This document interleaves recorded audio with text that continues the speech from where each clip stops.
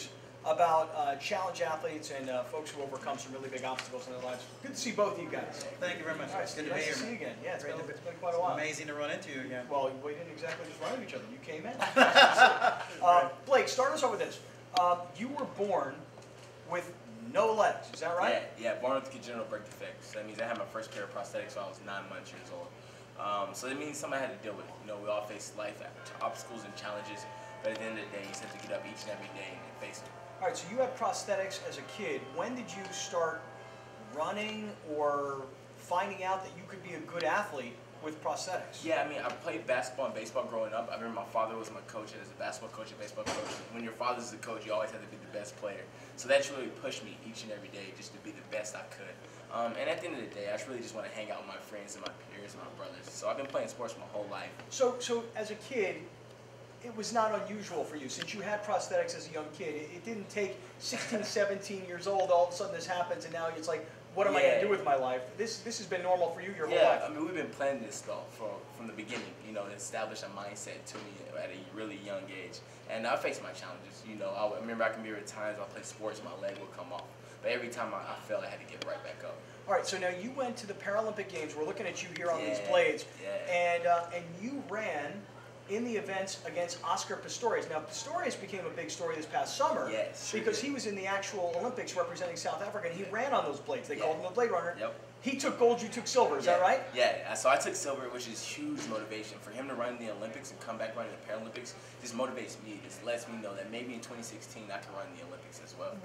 Is there anything that the USOC, will they allow somebody to run on blades and represent the United States in the regular Olympics? I get full support from the USOC. I live at the Olympic Training Center in Chula Vista, and anything and everything I've set my mind to, they support me 110%. All right, so unfortunately, we don't get to hear as much about the Paralympics as we do the regular Olympics, and that's where Stephen Barber comes in, because Stephen is producing yet another one of his brilliant films, this time called The Invincibles. And Steve, how did you get a hold of this story?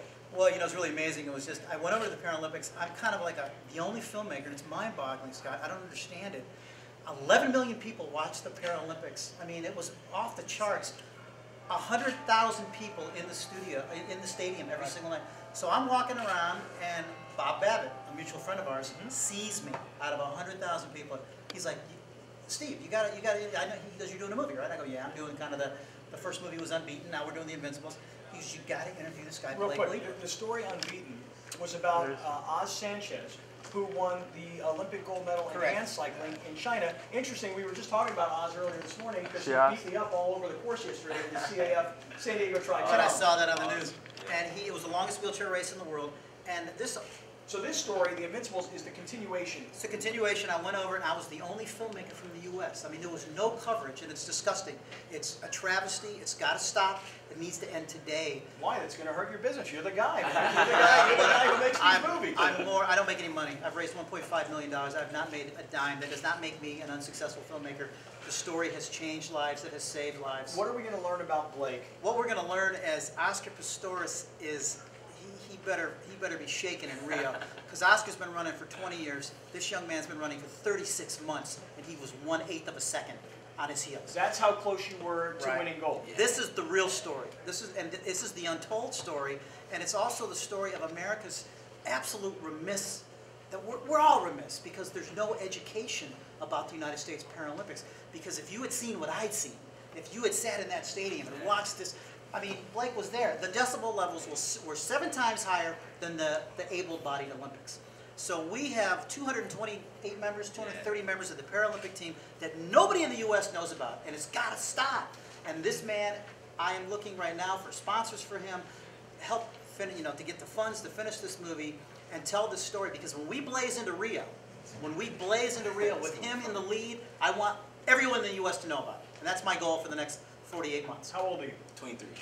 And realistically, on the blades, what can you do against America's best able-bodied runners? I think I can compete with them head to head. You know, with time, effort, and hard work and determination, there's nothing that can stop me. Do your blades, in your opinion, give you any type of an advantage? And the way the Pistorius controversy went, any advantage at all? Not at all. Monster disadvantage? Nah, I gotta tell people, walk a mile in your shoes, walk a mile in my legs, and I guarantee you, to just take a day and running my blades, you realize how much I have to go through, how much Oscar has to go through just to overcome his challenges. And where are you?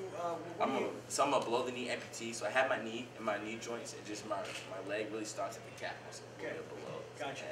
All right, and wow. So do we have any idea, Steve, when this story will get wrapped up and when this film will actually? I raised $40,000 to go over and shoot.